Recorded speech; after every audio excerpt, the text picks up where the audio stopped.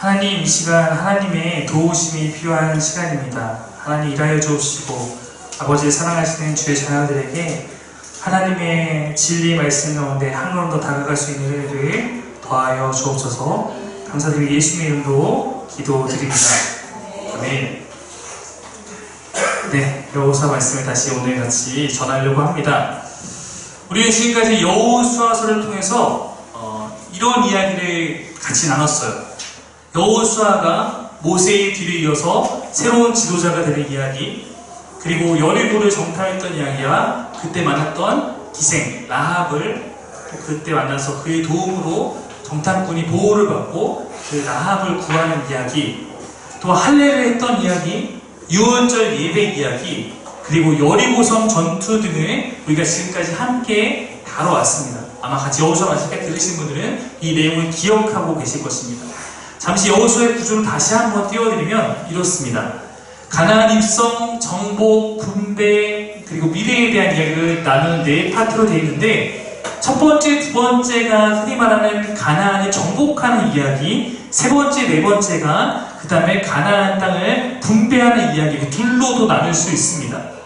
오늘 6월절 예배까지, 우리가 배운 6월절 예배까지가 가나안 입성에 대한 이야기에 해당한다면, 여리고성 전투 이야기는 두 번째 파트인 정복에 대해서 다뤘던 부분입니다. 이미 지난 시간을 통해서 여리고의 거룩한 이 전쟁에 대해서는 충분하게 이해하고 계시리라 생각합니다. 오늘은 우리가 여호수아서에서 잘 아시는 분들도 있겠지만 때로는 놓치고 있는 가나안 정복 이후의 다른 이야기들에 대해서 잠시 한번 설명드려 보려고 합니다. 일단 간략하게 먼저 요약을 하면 여호수아 6장에서 여리고 전쟁에서 승리를 하게 됩니다. 그 다음 7장에서는 그 다음 성인 아이성 전투를 하게 되는데, 이곳에서 어이없게 패배를 합니다. 왜 어이없다고 하냐면 이렇게 나오거든요. 이건 2-3천만 올라가서 싸워도 충분히 이거 다 안 가도 이길 만큼 아주 그런 여리고성에 비하면 너무 쉬운 전쟁을 생각했는데 패배합니다. 그들이 그 실패를 딛고 다시 하나님 말씀대로 전투를 벌여서 아이성 싸움까지 승리합니다. 이것이 7장, 8장의 내용이에요. 그 다음에 9장에서는 아이성 전투가 끝난 이후에 이제는 여리고도 무너졌고 아이성도 무너지니까 가나안에 있는 왕들이 더 긴장하는 거예요. 그래서 우리가 홀로는 이스라엘 백성을 당황할 수 없다. 그러니까 뭉쳐라, 모여라. 그래서 가나안 왕들끼리 연합군을 만들어서 이스라엘을 대항하고자 합니다. 근데 이렇게 다 같이 모여서 이스라엘과 이제 붙으려고 하는데, 그 중에 히위 족속 가운데 있는 기브온 사람들, 기브온 족속 거민들이 자신들은 이스라엘과 싸우고 싶지 않아요. 자신들은 이스라엘의 오히려 편이 돼야지 우리가 살 수 있겠다는 생각을 한 거예요.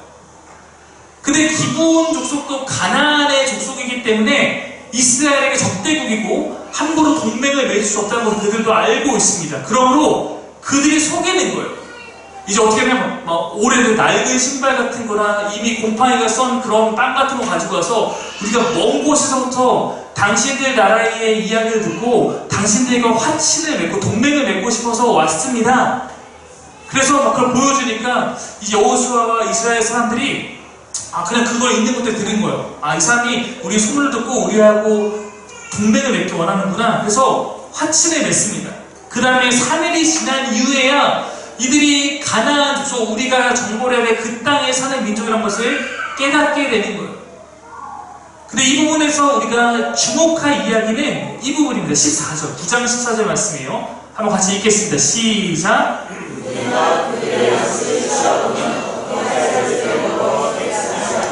이 기브온 거민 이야기에서 가장 중요한 이야기는, 이 이야기를, 이 동맹을 맺을 때 이들이 하나님께 묻지 않았대요. 여호수아와 이 땅의 지도자들은 하나님께 이 모든 일에 대해서 하나님 어떻게 하면 좋겠습니까? 물었다면 이들이 이러한 것들을 함부로 하지 않았을 텐데, 이들이 여호와께 묻지 않았다는 이 장면이 굉장히 중요한 포인트입니다. 왜냐하면 이들이 동맹으로 인해서 나중에 곤란한 상황을 겪게 되기 때문입니다. 그러나 어쨌든 하나님의 백성이 하나님의 이름 앞에서 약속을 한 거기 때문에 결국은 기브온 사람과 이스라엘은 동맹이 됩니다. 이제 그 약속을 파기할 수 없어요. 잘못된 과정이었지만 하나님께서는 그 약속도 지키시기로 하셨습니다. 그래서 실제로 10장에 보면 이제 가나안 연합군 사이에서는 기브온이 왕따인 거예요. 기브온을 이게 우리한테 안 붙고 이스라엘한테 붙어? 내부터 혼내줘서 가나안 연합군이 기브온을 쳐들어갑니다. 그때 기브온이 이스라엘 백성에게 우리를 도와주세요 이제 하는 거예요. 10장 5절 말씀이에요. 한번 읽겠습니다. 10장 5절. 없습니까? 10장 5절? 네. 없으니까 제가 한번 읽겠습니다. 네. 아모리 족속의 다섯 왕들 곧 예루살렘 왕과 헤브론 왕과 야르무드 왕과 라기스 왕과 에글론 왕이 함께 모여 자기들의 모든 군대를 거느리고 올라와 기브온에 대진하고 싸웁니다. 다섯 왕이 기브온을 공격한 거예요. 이때 기브온의 편에 이스라엘이 합류해서 그들과 맞서 싸웁니다. 이 전투들이 또 나타나는데 이 전투 또한 하나님의 힘으로 승리하게 됩니다. 그래서 이 전투까지 승리해요.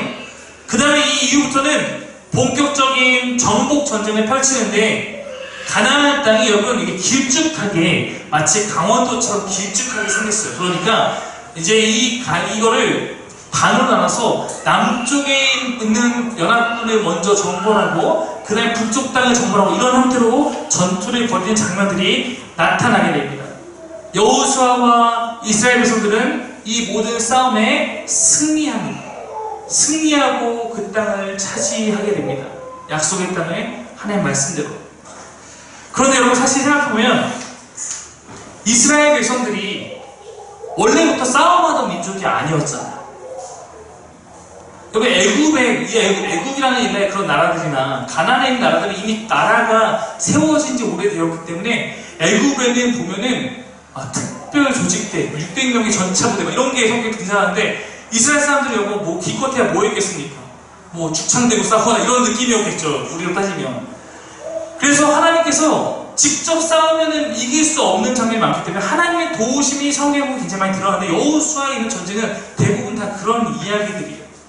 이스라엘은 유목민이었습니다. 전쟁에 능한 사람이 아닙니다. 그러나 전쟁에 능하신 하나님이 그들과 함께하기 때문에 그들이 승리하는 이야기가 여호수아에 나타나고 있어요. 10장 42절 말씀입니다.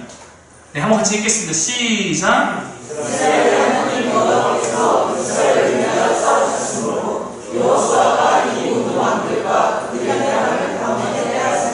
네, 우리가 항상 여호수아에서 전투를 읽을 때마다 기억해야 될 말씀이 이 말씀이에요. 여호와께서 이스라엘을 위하여 싸우셨으므로 그들이 승리했다. 반대로 여호와가 없는 이스라엘은 아이성 하나 무너뜨리지 못할 정도로 연약한 존재였다. 이게 이 여호수아서 전쟁의 핵심이에요. 여러분도 하나하나가 강하지 않을 수 있고 저 또한 매우 연약한 사람이지만 나의 연약함이 있지만 하나님께서 나를 위해 싸우실 때 내 안에서 나의 문제들과 나의 모든 것들은 문제가 되지 않는 것은 여호수아의 말씀이 여호수아에 나타난 이 하나님이 우리 가운데도 함께 하시기 때문인 줄 믿습니다. 가나안의 전쟁은 여호수아의 전쟁이 아니라 여호와의 전쟁이었습니다. 여호수아의 눈에 거슬리는 세력을 내가 힘으로 정복할 거라는 전쟁이 아니라 여호와의 눈에 악을 행한 자들을 진멸하는 거룩한 전쟁이었다는 것입니다. 11장에서는 이제 북부 연합군과의 전쟁이 기록됩니다. 마찬가지로 이들은 이스라엘을 대적하기 위해서 남부도 무너졌기 때문에 북부 연합군이 힘을 모으지만 그들 또한 하나님의 군대를 막아설 수는 없습니다. 그리고 이 모든 전쟁이 종결되는 곳에 이렇게 여호수아는 요약하고 있어요. 11장 23절입니다. 같이 읽겠습니다. 시작! 이같이 여호수아가 여호와께서 모세에게 말씀하신 대로 그 오만함을 점령하여 이스라엘 지파의 부분에 따라 기어이 오시매 그날의 전쟁이 그쳤더라. 여호와께서 모세에게 약속하신 대로 이스라엘이 약속하신 땅을 주려는 그 약속대로 이제 이스라엘이 순종하며 나갔을 때 그 땅을 차지하게 되고 그 땅에 전쟁이 있었다. 물론 이것은 이거에 대한 어떻게 보면 선포고 그런 거기 때문에 이 뒤에도 오면 국지적인 전쟁들이 계속 나타나시고 있지만 땅을 차지하는 그러나 이 전쟁을 이미 하나님께서 승리를 선언하시고 이것을 주겠다라고 약속하신 그런 전쟁이라는 것을 기록하고 있습니다. 바로 여기까지 11장까지가 어제까지의 말씀 묵상 내용이었습니다. 오늘부터 12장 가는데 12장은 11장의 또 다른 요약이에요. 그러므로 1장부터 12장까지는 이러한 정복에 대한 전쟁을 여리고성, 아이성, 기브온 전투, 남부연합군 전투, 북부연합군 전투 이런 것들을 통해서 충분히 다루면서 어떻게 가나안 땅에 하나님의 백성이 들어가게 되는가를 보여주고 있습니다. 그 이후의 이야기는 땅 분배하고 정착하는 이야기예요. 그리고 오늘까지가 어떻게 보면 여호수아의 전반부를 다루는 그런 설교인 것입니다. 이렇게 간단히 제가 줄거리를 훑어서 이야기하면 그냥 쉬운 역사 이야기 있지만 만약에 이것이 여호수아를 좀 내가 이제 묵상해봐야지 하고 묵상해 보셨거나 오늘 말씀을 다시 한번 읽어봐야지 하고 이 전쟁사를 읽다 보면 우리가 여호수아서에서 궁금해하고 생각해 볼 만한 문제가 제법 존재합니다. 오늘은 그 중에 가장 좀 다룰 필요가 있다고 느껴지는 두 가지 이야기를 다루면서 그것을 통해서 우리에게 주신 하나님의 메시지를 우리가 한번 찾아보고자 합니다. 첫 번째입니다. 띄워주십시오. 초자연적 현상이에요. 초자연적 현상. 그럼 여러분 먼저 여호수아 말씀을 읽다 보면 이 안에는 너무나 초자연적인 현상이 많이 나타납니다. 아마 이것에 대해서도 뭐 그럴 수도 있지 라고 하고 쉽게 넘길 수도 있어요. 왜냐면 우리는 이미 창조부터 광야 생활까지 숱하게 기적적인 일들을 많이 대하여 왔기 때문에 그냥 이것도 하나의 그런가 보다 라고 할 수 있습니다. 왜냐면 여호수아 전체도 요단강을 건너는 것도 기적이요, 여리고성 전투도 기적이요. 그런데 그런 하나하나의 기적이 있지만 제가 이거 특별히 다루려고 하는 것은 이것은 어떤 요단강에서 여리고성에서 이렇게 한 지역에서의 특정적인 일이 아니라 우주적인 사건이 하나 등장하기 때문입니다. 그럼 기브온 연합군이 아까 공격을 받았을 때 이스라엘이 기브온을 도우러 갔다라고 말했어요. 그때 하나님께서 그 전쟁에 함께 하셨기 때문에 10장 8절에 보면 이미 여호수아에게 내가 그들을 너의 손에 넘겨주었다고 선언합니다. 즉 내가 너희 이기게 해주겠다 약속하신 거예요. 실제로 연합군은 이스라엘에게 패해서 도망치게 됩니다. 근데 그때 10장 11절에 보면 그 도망치는 그 적군을 향해서 하늘에서 우박이 쏟아지는데 성경에 뭐라고 기록하고 있냐면 이때 우박으로 죽은 자가 이스라엘 자손의 칼에 죽은 자보다 더 많다. 이렇게 기록하고 있어요. 이스라엘이 진짜 싸워서 무찌른 적보다 하늘에 내린 우박에 맞아 죽은 적군이 더 많다라는 것입니다. 이것은 이 전쟁이 어떤 전쟁인지 다시 한번 우리가 깨닫게 하죠. 그럼 왜 이런 전쟁의 이야기를 여호수아에서 보여주고 있는가? 매우 비슷한 표현이 사사기라는 책에 등장하는데 여러분 사사기 가운데 아마 여러분이 가장 잘 알고 있는 인물은 삼손일 겁니다. 아시죠? 삼손이라는 사람은 자기 힘을 의지하는 거예요. 자기 함줄이 얼마나 힘이 센지 혼자 막 들어가서 남의 성문을 떼서 들고 와서 던져버린 거 이래요. 그러니까 지금 우리가 생각하는 어떤 그런 인물의 차원 넘어선 인물인데 근데 그가 자신의 힘을 믿고 하다가 두 눈이 뽑혀서 끌려가는 그런 비참한 결과를 맞이하게 되죠. 대적들이 그를 잡아다가 자신들의 우상을 신전에 두고 너 한번 재주나 부려봐라 이렇게 조롱합니다. 근데 그때 세상에 삼손의 마지막 헌신의 힘을 다한 정말 간절한 기도가 등장해요. 하나님께서 그 기도를 들어주셔서 그에게 잃어버렸던 그 힘을 그 순간에 주십니다. 그래서 그가 그 신전의 가운데 있는 두 기둥을 무너뜨려서 신전에 있는 사람 다 죽게 만들어요. 물론 거기서 삼손도 죽게 되죠. 근데 그 말씀 가운데 이런 기록이 있어요. 사사기 16장 말씀이에요. 한번 읽겠습니다. 시작.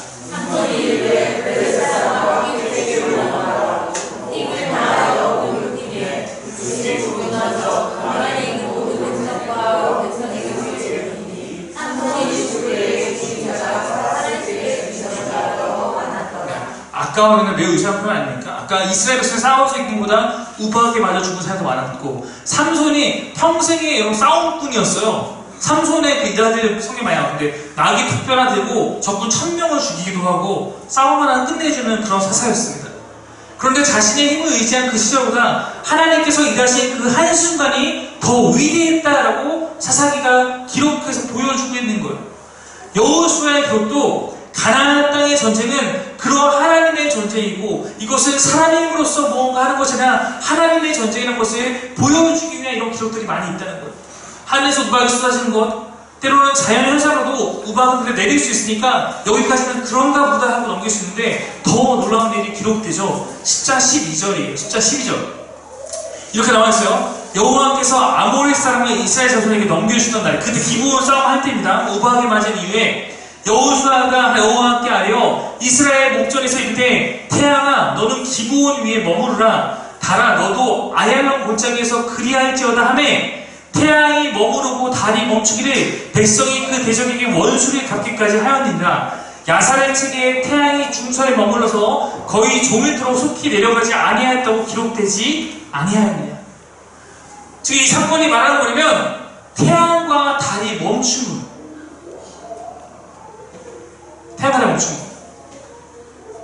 여호수아가 태양아 기브온 위에 머물러라, 아얄론 골짜기에 머물러라 그랬더니 이스라엘 백성이 다 싸울 때까지 날이 지지 않고 태양이 머물러 있었다는 거예요. 자, 여러분, 제가 여러분에 한번 묻고 싶습니다. 여러분은 이 태양과 달이 멈췄다는 이 사건을 어떻게 이해하십니까? 첫 번째, 뻥이다. 두 번째, 실제로 일어난 그런 사건이다. 아니면 세 번째, 난 별로 관심이 없다. 여러분의 솔직한 마음하고 여러분의 답을 한번 해보십시오. 여러분은 이런 말씀을 볼 때 여러분 어떻게 있습니까? 이 사건에 대해서 난제잖아요. 난제니까 이 사건을 이해하기는 여러 가지 시도와 여러 가지 견해 방법들이 있었습니다. 첫 번째는 이것을 문자 그대로 그냥 믿는 거예요. 자, 한번 나는 태양과 달이 진짜 딱 멈춘 걸 믿는다. 네, 믿는다. 네, 믿음이 굉장히 좋으신 분들이 많이 내려주십시오. 네. 여러분, 엄밀히 말하면 태양과 달이 멈출 수는 없습니다. 멈추면 뭐가 멈춘 거죠?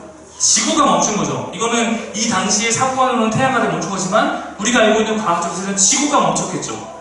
일단은 이 지구가 멈춘 것은 어떤 일이 발생하는지 제가 일단 한번 설명해 보도록 하겠습니다. 두 번째는 이거는 그냥 신화다. 전설이다. 네, 전설과 삼천리 같은 이야기다. 세 번째는 아니다. 이거는 그냥 고대인들이 즐겨 쓰는 주문이다. 그러니까 태양 멈춰라. 이거는 그냥 그런 주문을 외친 것이다. 아니면 네 번째는 당시에 일식현상이 일어난 거에 대해서 사람들이 당시의 과학적 어떤 견해로 이해하지 못했기 때문에 이렇게 묘사한 것이다. 다섯 번째는 아니 여호수아가 했던 그냥 기도의 내용이다. 당시에 너무 날이 뜨거운 이런 중동 지역에서 낮에 전쟁을 할 수 없으니까 우박을 내리고 이렇게 해서 날이 식혀달라는 그런 것을 표현한 거다. 뭐 이런 여러 가지 견해가 있어요. 근데 저는 제가 이 이야기에 특별하게 관심을 갖는 이유가 있습니다.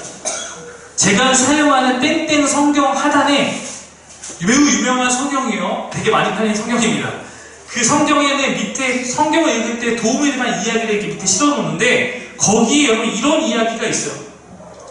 미국 메릴랜드주 볼티모어시에 있는 커티스 기계회사 사장이며 우주계 고문인 헤럴드 힐은 자기 회사의 과학자들이 전자기상기를 통하여 다음과 같은 놀라운 사실을 알게 되었다고 했습니다. 그들은 날마다 전자기상기 앞에서 10만 년 전까지 소급하여 올라가서 그 사이에 태양과 달의 궤도의 진행을 조사했습니다. 그런데 그 조사 중에 갑자기 기계가 정지되면서 적신호가 켜졌습니다. 순간 모든 과학자는 긴장했습니다. 그것은 전자계산기에 제공한 정보에 이상이 있거나 기계에 이상이 생겼다는 신호였기 때문입니다. 과학자들은 즉시 기계 기사를 불러서 조사했으나 기계 자체에는 아무런 이상이 없었습니다. 과학자들은 전자계산기가 지시한 적신의 원인을 다시 정밀하게 조사한 결과 궤도 진행상에 하루가 빈다는 사실을 발견했습니다. 그 하루 24시간이 어디로 가버렸는지가 문제였습니다. 아무리 계산해도 하루가 모자랐습니다. 과학자들이 이 문제의 원인 규명을 위해서 여러 가지 방법을 연구하다가 마침 그때 기독교인 한 사람이 이 성경에 대한 이야기를 해주었습니다. 그래서 그 시대의 궤도를 전자계산기로 조사를 하기 시작했습니다. 그들은 여호수아 10장 13절에서 태양이 중천에 머물러서 거의 종일토록 속히 내려가지 아니하였다라는 말씀을 찾아내었습니다. 과학자들은 전자계산기를 그 당시 돌려서 여호수아 시대의 궤도를 조사한 결과 23시간 20분 동안 궤도가 정지했음을 알게 되었습니다. 그러나 아직 40분이 모자랐습니다. 40분의 행방을 찾기 위해서 계속 성경을 조사하던 중에 열왕기하 20장 11절에서 선지자 이사야가 여호와께 간구하며 아하스의 이정표에 나아가던 해 그림자가 10도를 물러가게 하였다라는 말씀을 찾게 되었습니다. 10도를 시간으로 계산하니 정확히 40분이었습니다. 그리하여 잃어버린 24시간 행방을 찾을 수 있었습니다. 성경의 역사를 신화나 전설처럼 여기던 과학자들에게 하나님은 당신의 존재와 섭리를 친히 보여주신 것입니다. 이런 내용이었어요. 여러분, 이 내용을 읽으면서 멋있다라고 할 수도 있겠지만 결론부터 말씀드리면 이 이야기는 뻥입니다. 이 이야기가 뻥이에요. 실제로 볼티모어의 커티스라는 회사는 존재하지 않으며 비슷한 버전으로 나사에서 연구했다는 이야기도 돌아다니는데, 나사에 확인한 결과 이런 일을 자기는 벌인 적이 없다라고 공식적으로 확인해 주었습니다.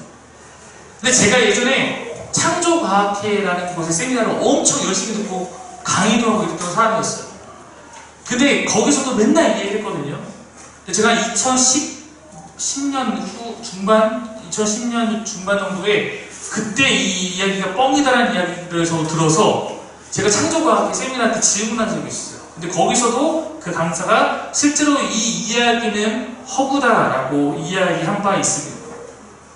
제가 이 이야기를 나누는 것은 성경이 이런 방식으로 이렇게 증명되는 것은 아니기 때문입니다. 성경은 과학책이 아니고 과학책의 필요가 없습니다. 오히려 자꾸 어설프게 성경의 이야기를 증명한다고 잘못된 것을 마구잡이로 퍼뜨리거나 검증되지 않은 이야기를 만들게 되면 그것은 하나님의 말씀을 왜곡하게 됩니다. 사실 이런 일들이 굉장히 빈번하게 존재합니다. 왜냐면 기독교는 이런 얘기 하나 들으면 여기 확 꽂혀갖고 여기저기 되면서 간증을 하거든요. 이런 이야기가 있어, 이런 이야기가 있어. 저도 이런 이야기에 굉장히 집착하는 사람이었습니다. 이런 이야기 하나 들으면 거봐, 성경이 얼마나 과학적이야 라고 했던 사람이었습니다. 근데 저는 지금은 그렇게 가능하지 않습니다. 이것은 제가 성경을 믿지 않는 것이 아니라 더욱 믿기 때문입니다. 당연히 저는 성경 하나하나에 나타난 이야기들에 대해서 충분히 고민해보고 하나님께서 우리에게 알려주신 과학적인 지식과 우리의 이해를 갖고 이해해보려고 노력합니다. 그러나 성경이 꼭 문자 그대로 과학으로 증명되어야 하는 것은 아니라는 것입니다. 여러분, 여기서 창조를 문자 그대로 6일 동안에 24시간씩 6일 동안에 해서 지었냐 아니다, 수만 년을 그렇게 표현한 것이냐, 며칠이냐, 아니면 얼마 만의 시간이냐보다 중요한 것은 여호와 하나님께서 그러한 순서와 그러한 질서를 갖고 이 세상을 만드셨고 그리고 나를 만드신 분이라는 사실이라고 저는 생각합니다. 6일이든 그분이 나를 창조했다는 선언에 비하면 사실 그것은 아무것도 아닌 논쟁에 불과할 수도 있습니다. 하지만 성경에 아무런 의미 없는 기록가 없기 때문에 분명히 무언가를 기록한 것은 그걸 통해서 우리에게 주고자 하는 메시지가 있는 것입니다. 그러므로 우리가 이것을 좀 고민해 봐야 될 때, 아까 제가 이것을 문자 그대로 믿는 사람들이 몇 분 손을 들었습니다. 네, 그럼 지구가 멈춘 거잖아요. 문자 그대로는 지구가 멈추면 그럼 어떻게 되냐면, 지구가 여러분 속도가 어느 정도 속도로 돈다고 생각하십니까? 계산이 가능하잖아요. 요즘에는 지구의 자전 속도는 1시간에 1667km로 갑니다. 그럼 KTX가 2시간 반에 부산에 가죠. 그럼 한 200km 좀 안 되게 달리는 거죠. 200km 정도 내로. 비행기가 1시간에 최고 속력을 내면 900km로 갑니다. 근데 지구는 그거보다 2배 더 빠르게 가요. 비행기 가는 것보다. 그럼 여러분, 갑자기 이렇게 지구가 막 돌다가, 지금 우리는 그 지구 위에 있는 거예요. 너무나 여기가 안정적인 대기 환경이 있기 때문에 못 느끼는 거지, 그 속도로 돌다가 갑자기 딱 멈췄어요. 그럼 여러분 어떤 일이 벌어질까요? 엄청난 일이 벌어질 겁니다. 아마 사람이 다 튕겨나갈 수도 있고, 여러분 이런 놀이기구 타다가 딱 멈추면 다 날아가겠죠. 아니면 200km 간 차가 딱 멈추면 우리가 튕겨나가겠죠. 지구가 갑자기 멈추면 상상 못할 일들이 벌어집니다. 성경을 내가 진짜로 진짜 하나님께서 이렇게 기록하면 무슨 이유가 있을 텐데 믿는 사람이면 이 사건에 대해서 우리가 알고 있는 약간의 과학적 지식만 통해도 질문이 생길 수밖에 없는 것입니다. 이것이 정말 해와 달이 그럼 멈춘 것, 지구가 멈춘 것일까? 문자 그대로 믿음을 계속 갖고 분석해보겠다는 분은 포기하지 말기 원하고, 그러나 꼭 그렇게 안 믿어도 된다라고 말씀드리고 있습니다. 다만 더 중요한 것은 이 기록이 무엇을 의미하는가입니다. 만약에 문자 그대로 친구가 자전이 멈춘 것이 아니라면 이 말씀은 무엇을 우리에게 말하기 위해서 기록된 것일까요? 저도 이렇게 생각합니다. 여러분, 고대 세계에서 해나 달 등의 이런 천체는 거의 대부분이 민족에서 신, 우상, 이런 경배의 대상과 연결됩니다. 우리가 이것을 이미 출애굽기 10재앙을 보면서 많이 봤습니다. 지배자들은 항상 자신과 태양을, 자신과 달을 동일시하는 경향이 있었습니다. 가나안에 있던 종교관도 그와 같습니다. 애굽에 있었던 10재앙이 그 10재앙 하나하나가 진짜냐 아니냐의 논의보다 그 10재앙이 의미하는 바와 애굽에 있고 살았던 하나님의 다른 우상들에 대한 하나님 심판 선언을 의미한다면 여호수아 부분에서 태양과 달이 멈추는 이 이야기 또한 하나님께서 그것들을 다스리고 지배하는 분임을 보여주는 것이라고 저는 생각합니다. 13, 13절 말씀 한번 다시 보겠습니다. 한번 같이 읽겠습니다. 시작!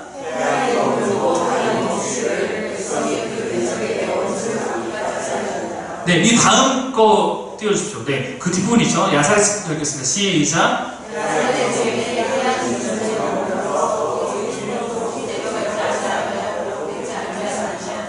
네, 여호수아는 이것을 그냥 이야기하는 게 아니라 이것이 야사렛책에 기록된 거야 라고 이야기하고 있습니다. 야사렛책이라는 것은 여러분 보면 지금 야사렛책은 구하고 싶어도 구할 수 없습니다. 존재하지 않는 책이에요.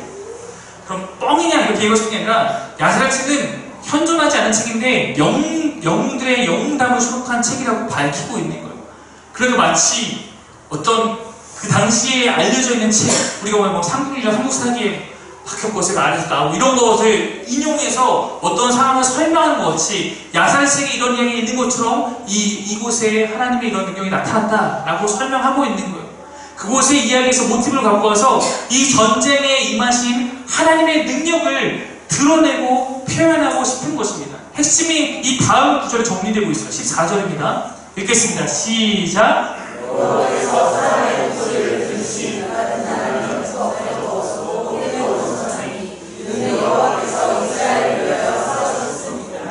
이 전쟁에서 이런 기이한 현상이 실제 있었던 간에 아니면 어떤 것을 상징에 표현한 것인 간에 중요한 것은 무엇이냐면 이스라엘 하나님께서 여호와께서 이스라엘을 위해서 이렇게 개입하셔서 간섭하셔서 싸우셨다라는 것입니다.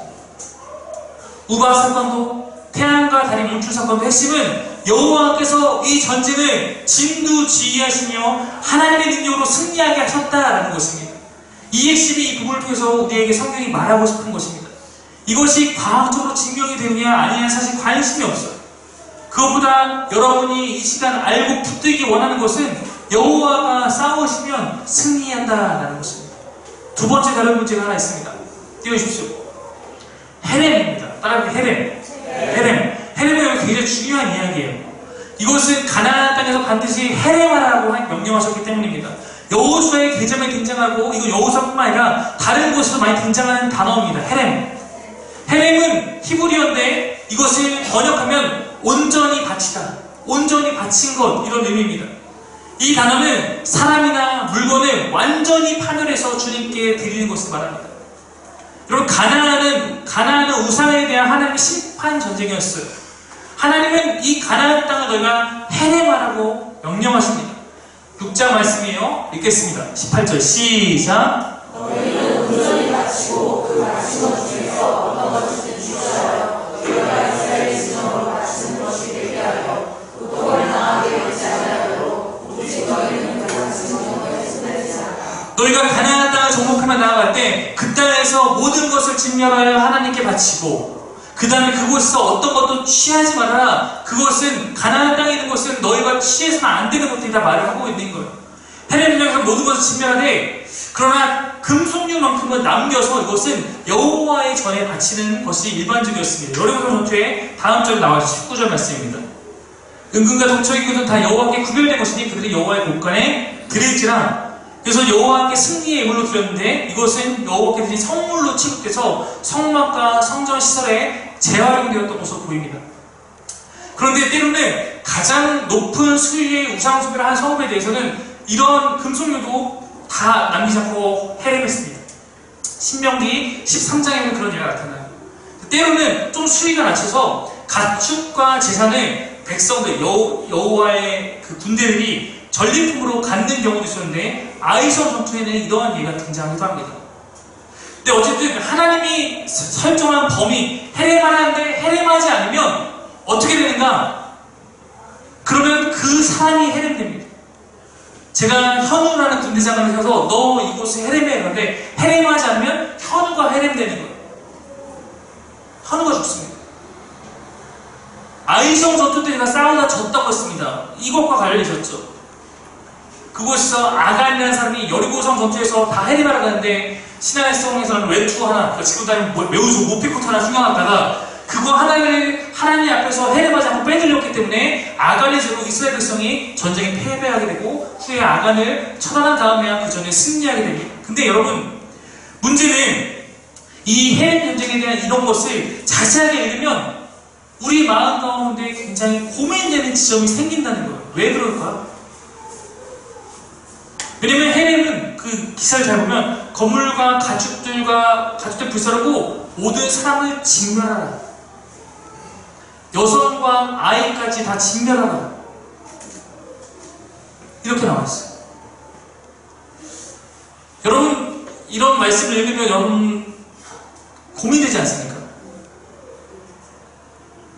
성경 곳곳에서는 나눔과 자비로움을 실천하고 사랑을 베푸시는 하나님께서 잔인한 직멸을 요구하시는 이 상황에 대해서 우리가 궁금하지 않을 수 없습니다.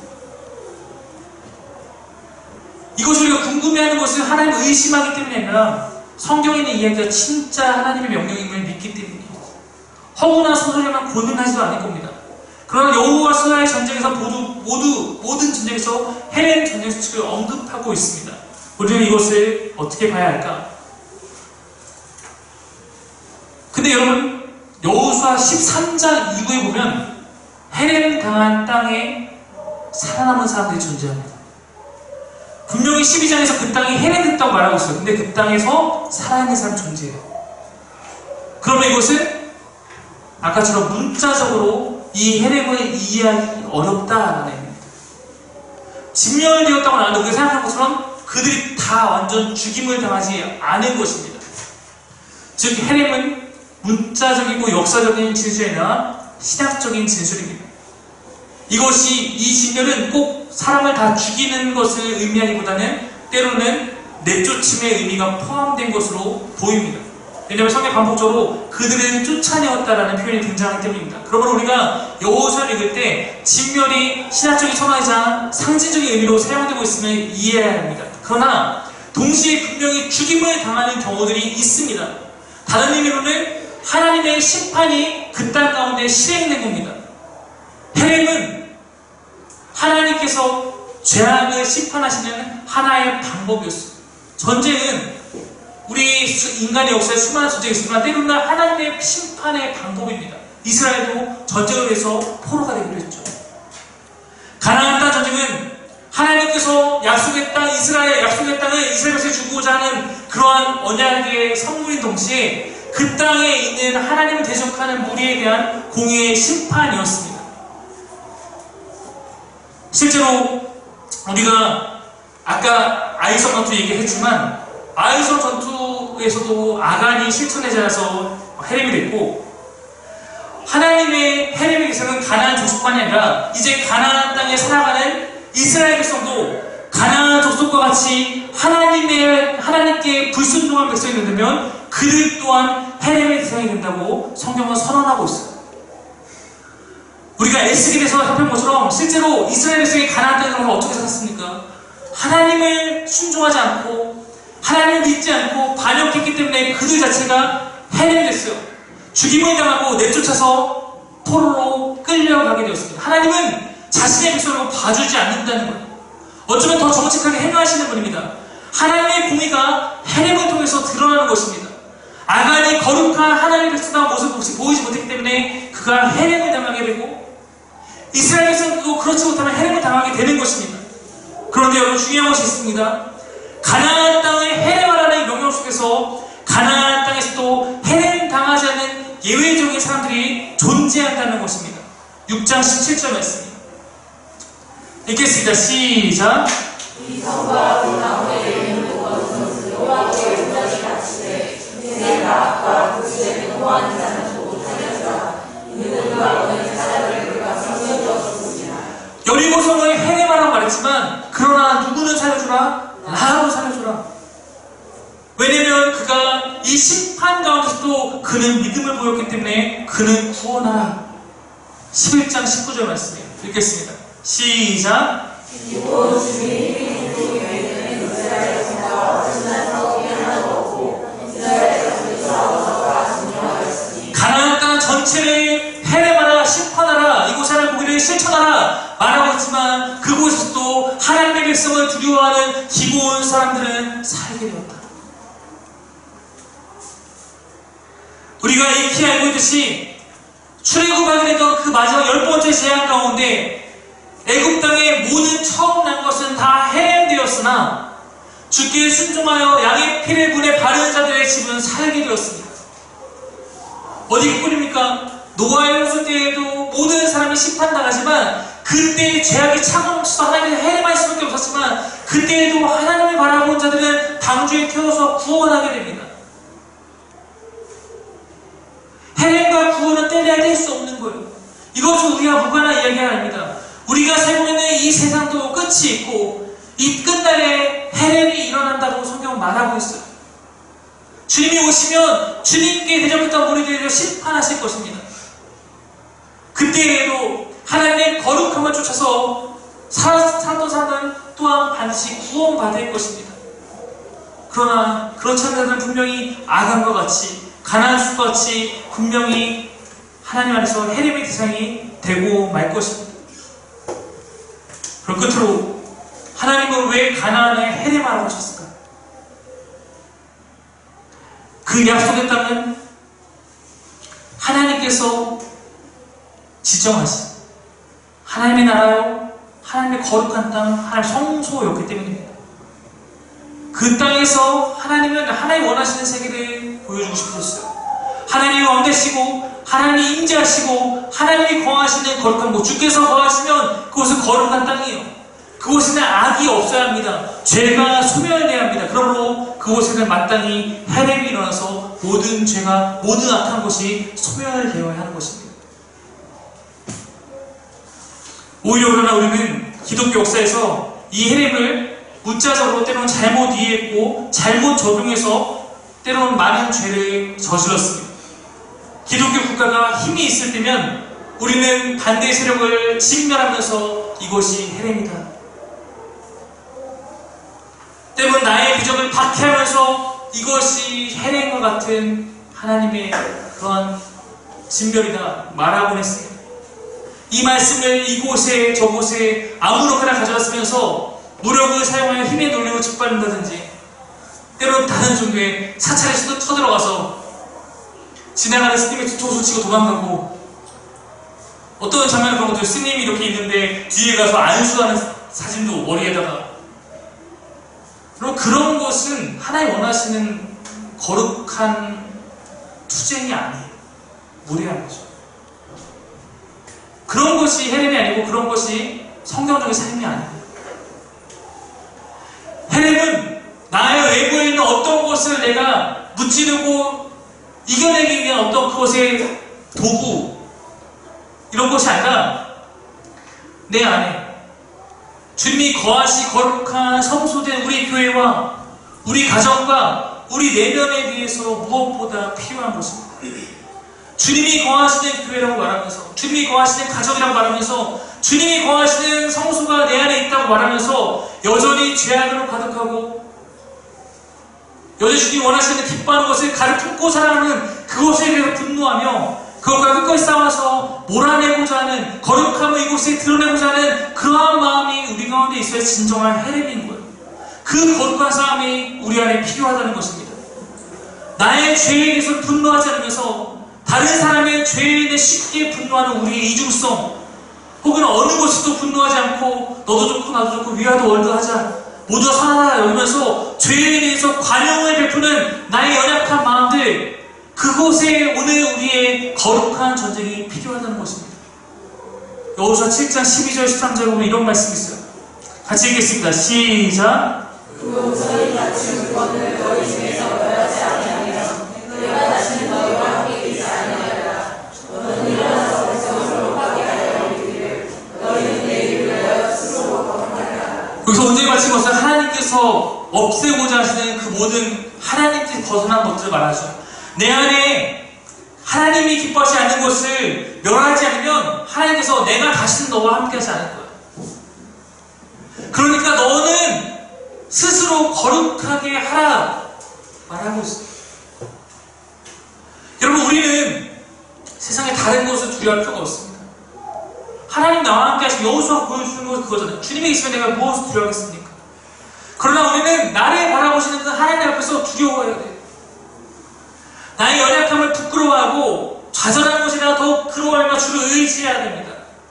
내 심령이 거룩한 주님의 집이 되도록, 주님의 간절히 바라보는 심령이 되도록 더욱더 힘써야 합니다.